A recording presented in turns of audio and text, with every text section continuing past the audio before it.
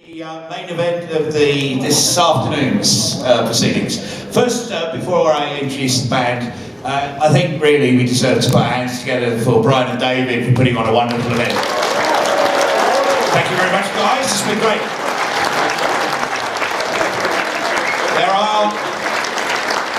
There are still some of you who have pledged for Fly From Here return trip that actually haven't picked your CDs up yet. So, outside, upstairs, where Roger is doing the signing, Daniel has a box full of them for you. Please make certain if you pledged and you haven't picked your CD up, that you pick it up after this.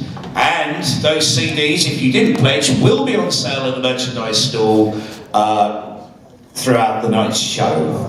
Now, one more announcement, which I think you'll find incredibly exciting before we invite some of the guys on stage. YES are on the stage tonight at 8 p.m. But I would say get your seats by at least 5 to 8, because a certain Mr. William Bruford will be introducing the band tonight, which I can tell you I've just found out and I'm really excited about.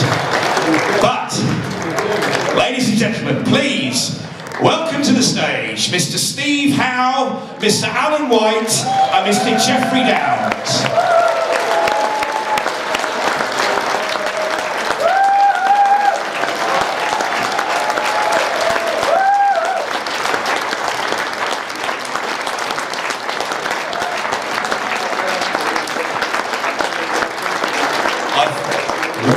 I've already been acknowledged by Mr. Howe to keep it to speak quieter, so I will, sorry about that. Brilliant to see you, gentlemen, and can I say congratulations on a remarkable achievement for celebrating 50 years.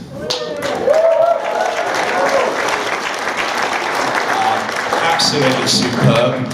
What we want to talk about, though, is because we're launching Fly From Here return trip today, which obviously I just told the audience will be on sale.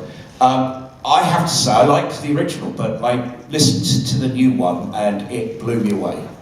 It's just bristling with energy and life. Absolutely fantastic achievement. Yeah, I think Trevor's got to take a lot of credit for what he's done there, because I know that we wrote, Trevor and I wrote quite a lot of material on that album, and I think that it was kind of in his DNA, to actually do that one day. And I think that he'd been going on about it for a while, and he said, I'd really like to actually sing this album myself. So, all credit to him, he spent so much time on it, really getting it, to this high level of expectation, which he's always done throughout his career. And I think he's done a great job. But, I think it's nice for the fans to have a revisit of the album, because it sort of takes it back to a sort of source material in a way. Indeed, because as you said, some of the material you've written, but it must have been great to reunite that drama lineup. Because obviously you weren't Trevor produced the album anyway, but for me, drama, I got into YES when Drama came out. And I think it's an album that's aged superbly, and it's a really great record, so it's wonderful to hear that lineup working so well. Well, it's nice to have that lineup again, converted, like, as we've said, as Jess said so well, Fly From Here, bringing Trevor, he wanted to do it, it was the desire he had, and partly, as Jeff explained, because his involvement in the lyrics on those songs was pretty big, on the Fly From Here suite. So, and the other songs, so it's really lovely, but also the album's got the extended Japanese-only version of Our Need, which is quite extended. I think it's a 6-minute song there. And also a bonus track that's unreleased with Chris Squire playing bass, and it's called Don't Take No for an Answer. So that's on there as well. So it is a bit more of the complete story, if you like, of Fly From Here. I think obviously, Chris was such a massive part of YES. I know some of his family are here tonight. It's wonderful that they're here to celebrate this. YES50 as well.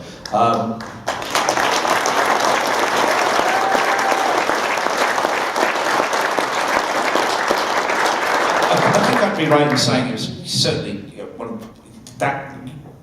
the album was the strongest thing you've done for a while, and you really captured a band in full flight, which you won't really let up, because you kept that going ever since.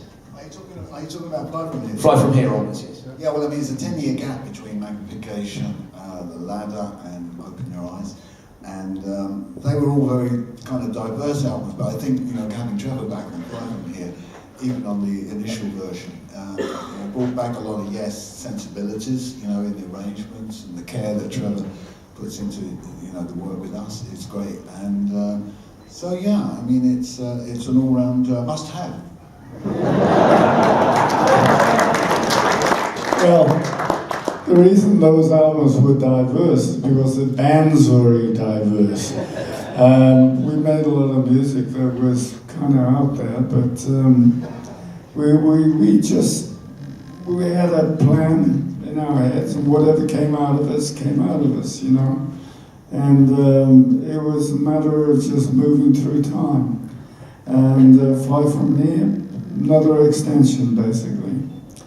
Just Trevor Horn had a dream, if you like, and it was a whole concept, and we all thought it was beautiful, and Jeff, of course, came up with a bunch of stuff for that album, and it was well done.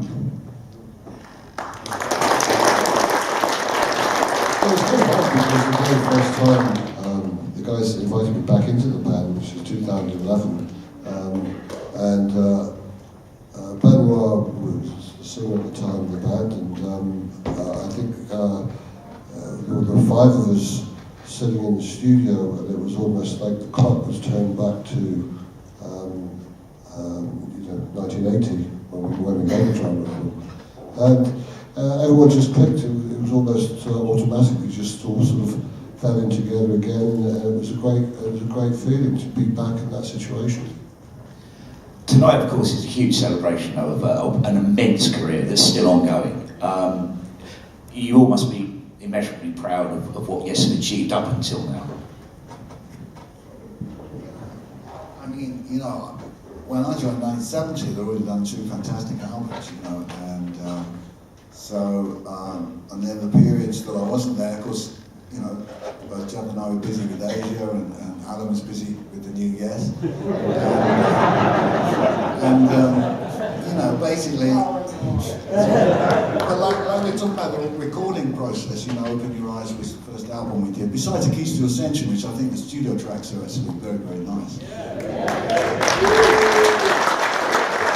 Open Your Eyes saw Billy, who's going to join us in a minute, come in the band for the first time, and then The Ladder was a really exceptional album because Bruce Fairbairn, we didn't know it was going to be his last record, and he's a sensational producer. And yes, he came in and, you know, made us remember how to make records, you know, and he was a traditionalist, and he went through the process with us to make that record. But then magnification, you know what the guys does, everything we just learned right out the door. Just sat in the studio and said, well, what should we play?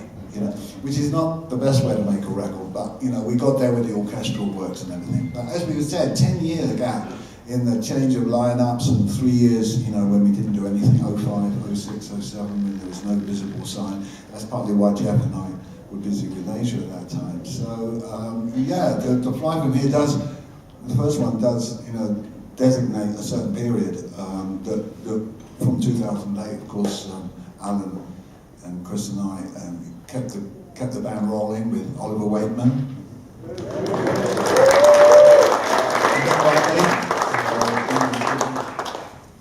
I think it's a testament to YES's music, you know, how many people it's touched, and you know, the fact that you guys are all here today is amazing. Thank you for coming, all of you.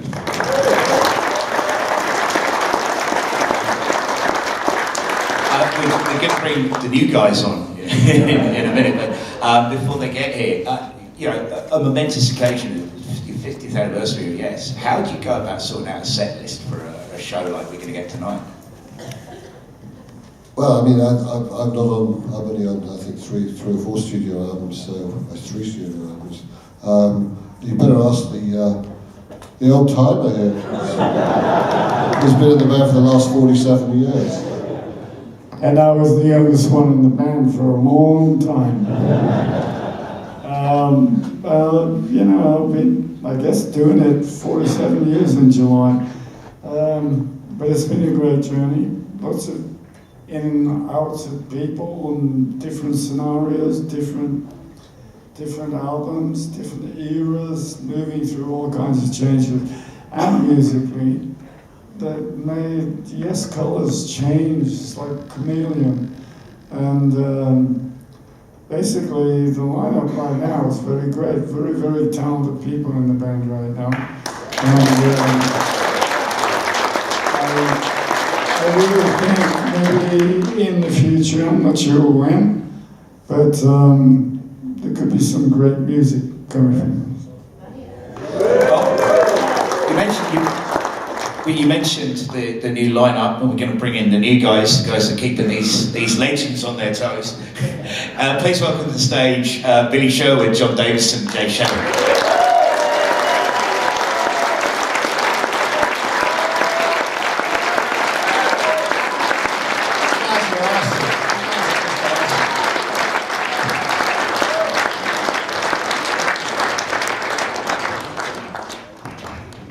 Right, we have got enough seats. Okay, welcome guys. For you, it must be, because you're all Yes fans, weren't you, before you joined the band. It must be amazing. Is it a kind of pinch me, am I still awake moment to be on stage celebrating 50 years of Yes with Steve Howe, Alan White and Jeffrey Downs? Yeah, there are a lot of those moments, sure. Yeah, absolutely. Fan for many, many, many years. I like the band. I mean, Alan spoke of what a great lineup this one is. If I can ask, perhaps if you pass the mic back to Steve, what it is that you feel these young guys bring to the band today? Oh, I don't know. Of course, they bring their energy. Whatever age you are, you got to have the energy. You got to have the commitment. You got to have the love. And you've got to be available. These guys are available. But much more than that, of course, this is a refinement of a band that's been going 50 years, so it's a refinement, and we're really enjoying ourselves. I think the fact that this band lineup can laugh and have a joke is a great sign. I've got to say, it's a good sign. Music's never been all just heartache. You know what I mean? I mean, that's not great music, it's just the heartache. So we got the nice balance of kicking back and having some fun and digging each other's performances. That's the key to it, of course.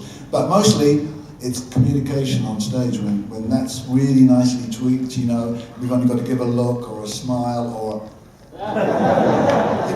whatever the thing is, it's very minimal. It's more like jazz, in the jazz band, the guy doesn't get up and go, okay, now you solo. What happens is the other guy finishes solo and he just kind of goes, just one look, So I think we're at the one look stage. Just one look and you can say it all. It's solo. So, John, it's not an easy task what you do, and I think everybody has said you manage it with great aplomb, and you really take it to Thank you. And of course, Billy, because Chris was such a huge figure in this, but he wanted you to do what you're doing, to carry this on, didn't he? Yeah, Chris and I had a very long relationship as friends and musical partners, going back to meeting in 1988, 89. And he knew that I loved the band, and obviously I've been in the band before, and different capacities, playing, producing, mixing, etc. Never expected what's happened now, but when Chris called and started speaking to me about it, there was absolutely no way I was going to say no. And his passion and desire was for the band to keep going forward, and which is a real testament to Chris and the kind of guy he was. That, how many rock stars on that level hand the keys to the car to someone else and say keep going, So it's an amazing thing about Chris.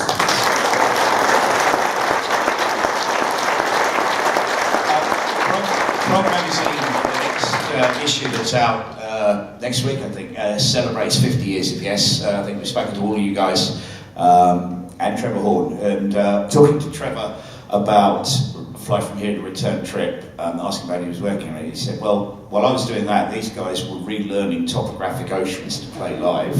Now, you guys made that record, but you young pups, how difficult was it for you guys to learn Tales from Topographic Oceans? I played to it daily as a kid, you know. When I first started getting into music, drums were really my first instrument. I still play drums. I love to play drums. And you know, Alan was always my hero. I went out and bought the Stan Smith shoes and the wristbands, thinking that would help me get to be a better drummer. And so that music was embedded in my mind from a very early age. And you know, it was already in there. So when it came time to start talking about playing it, I was eager to do it because I'd already kind of known a lot of it, so all of it. Yeah, my story is similar because I got the call for the summer tour in 2016, and Alan's been my hero since I was very young. Absolutely, right. And so Billy gave me a call, and they were asking me to join them for the 2016 summer tour. And he told me that Topographic was on it, and I used to every day after school just go into my den, pop that on my little record player, and just psych myself out and play the Topographic record.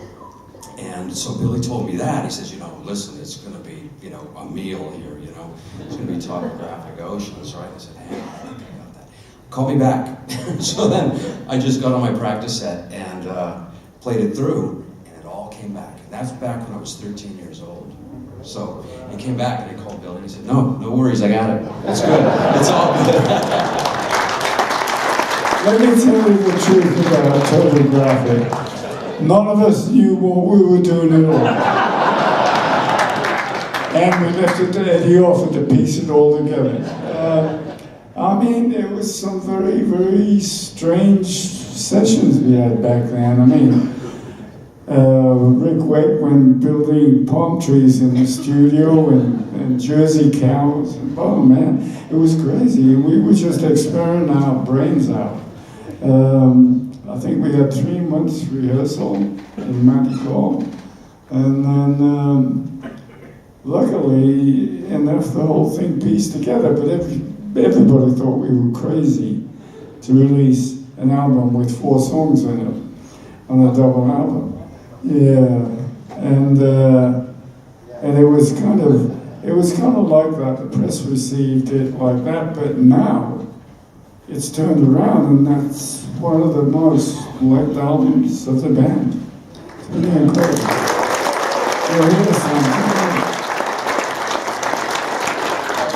It sounds like we didn't know what we were doing. Of course, there was a seed of an idea that John Anderson and I had written some of the songs, and all we had to do was convince these other 3 guys, you know, Rick and Chris and Alan, that all was all right, it's going to be all right, we'd get there. And sometimes the guys would say, what are we doing here? And we go, well, like, we're going to go off into this. And they'd go, are you sure about this? So we did have to, John and I did have to do some convincing at the time, just to stir it along. When John got really tired, he'd kind of go, and he'd go out the room, and then I'd know that it was my task now to try and keep this session going. Are we going to practice this, guys? It'll be all right. So it did take belief. That as we went on, of course, the belief got stronger between us all, and we saw the picture. You know, we got the whole picture. Having said that, you know, we only made 1 concept album in the entire 50 years. So let's hear it for Topographic.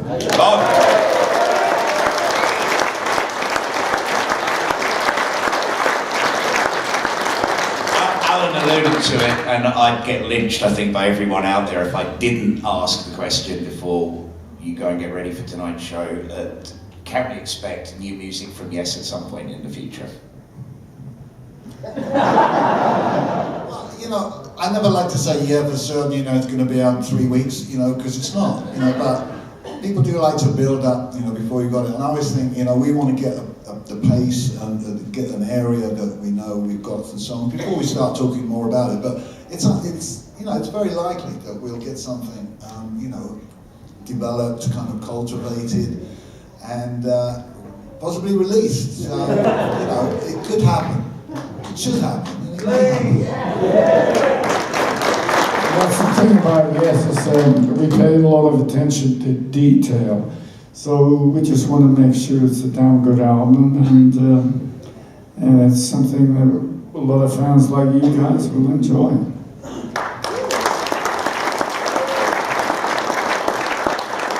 So I think it'd be true to say that of all your peers, Yes remain unique and stand out. Not only was the music of such a high quality and it was so exploratory and inventive and creative, but it's a big family that has been over the years, and it's amazing to see, I mean, perhaps more than any other band in the progressive realm, Yes's impact and influence spreads through so many other bands. And I think that is a remarkable thing, and what tonight's celebration, should concentrate on. What a unique and special band Yes are.